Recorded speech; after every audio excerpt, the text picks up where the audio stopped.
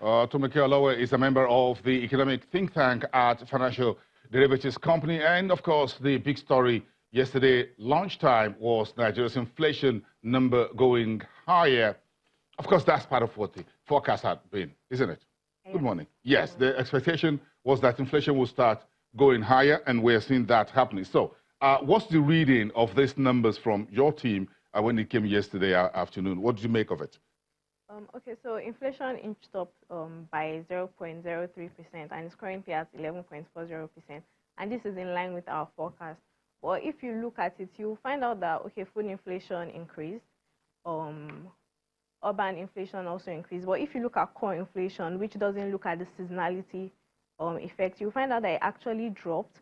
So this just shows that there's, we need to look into it properly. This just shows that for the food inflation, seasonality was a major impact on it.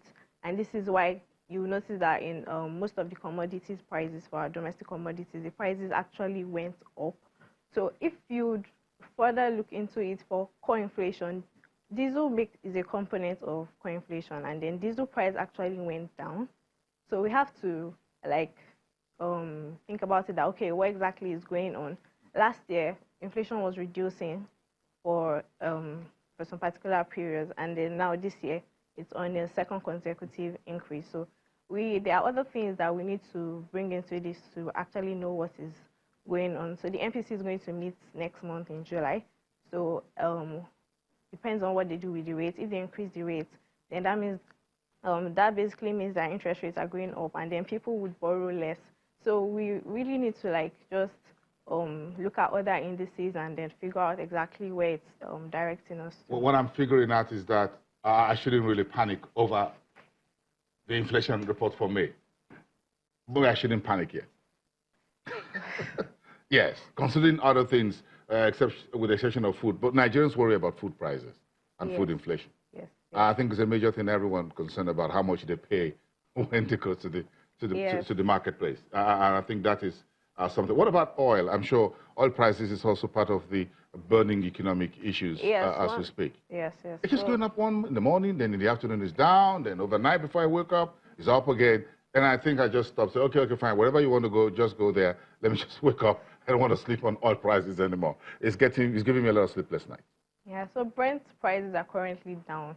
And then this is on the back of we're expecting an OPEC meeting, and then there's currently this dilemma on when the OPEC meeting is going to hold, if it's still going to hold in June, if it's still going to hold in July, because now we have them saying that, okay, they want it July 3rd to July 4th, and then there are others saying that they want it July 10th to 14th. We have the Iranian representative saying that, okay, they want it around July. That's an agreement. So that also is influencing the way the prices are moving. I don't want to believe that OPEC members can't get their acts together to fixing the data when a meeting would take place. They need to fix that very quickly. But because of time, quickly, I need to touch on agri production, because I like Gom Arabic. In 1 minute, what does that look like, that business for us in Nigeria? I noticed we're doing well, but again, we can do a lot better. Yes, okay, so Gom Arabic, which is also known as Acacia Arabic, is used in for a number of purposes. We use it in confectionery, we use it in chewing gum, we use it in shoe polish. Gom Arabic? Yes. Yeah, so which companies are using that in Nigeria? Yes, exactly. So most companies are using that.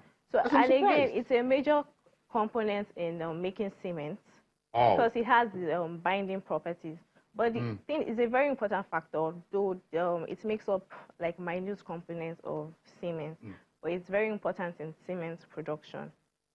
I do these things sometimes to educate me on some things you never know exist somewhere. So it's Gom Arabic in cement. Exactly. That's for Dangote Cement, CCNN, Lafarge, and other cement making companies. Thank you so much, Tumeke Olowe. Thank you very much. It's good to have you here this Tuesday on our Commodities Markets Talk.